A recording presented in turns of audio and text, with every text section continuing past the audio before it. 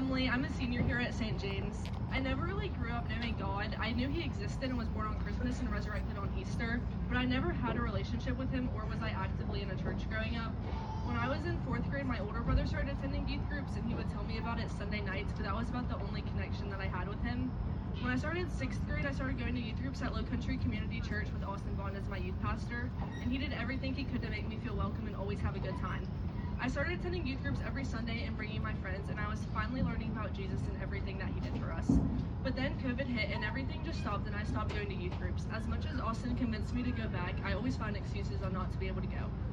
One day, my mom convinced me to go back to youth group, and Austin Bond was talking about Journey Camp, a week-long trip in Georgia where I would be surrounded by the love of Jesus. However, I didn't know anyone at church yet, and I didn't want to go alone, and I had the thought of not fitting in and not knowing God enough as everyone else, so I decided not to go. 1 year later, I'm still living as a lukewarm Christian, only attending youth groups on Sunday. And one Sunday, the topic about camp came up, and Austin convinced me to sign up. The next thing I knew, and I was on the bus to camp with one of my closest friends, and I had the best week of my life. I was finally learning about Jesus and everything that he did for us, and it felt so incredible to be surrounded by so many people who loved Jesus and wanted to help me build my relationship with him. I gained so many friendships while at camp, but the biggest relationship that I gained was with Jesus. After camp, I bought my first Bible, and I started attending Sunday service every morning to volunteer at Children's Church later and youth group in the evening. My whole Sunday was spent with Jesus each week, even working to share the gospel on mission trips with my church.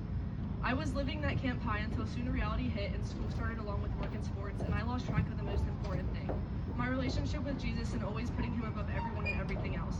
I was back to my old ways of living as a lukewarm Christian and no longer burning for Jesus. A long year later, I was on the bus back to camp, and I felt such a strong connection this year, and my new relationship with Jesus was unmatched. After camp, I realized that Jesus wasn't just in a church. He obviously is, but he's everywhere at all times, and I didn't just need to be at church to have him and only read and worship him on Sundays, because I have the people that he gave me that helped me grow and build my relationship with him, and I have Jesus, because he's always here for us and he is always caring for us. On June 25th, 2023, I got baptized because I fully knew now that Jesus Christ was my Lord and Savior, and I wanted to publicly declare that and make everything that I do for him.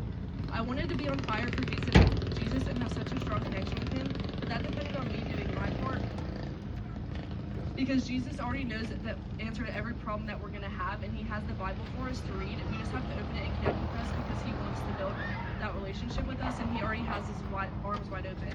He has predetermined our lives and made us to be exactly where we are right now. We just have to do our part and find him. To end, I'll leave with the verse that got me through everything. Isaiah 60:22.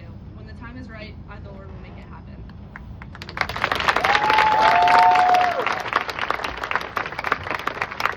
Thank you,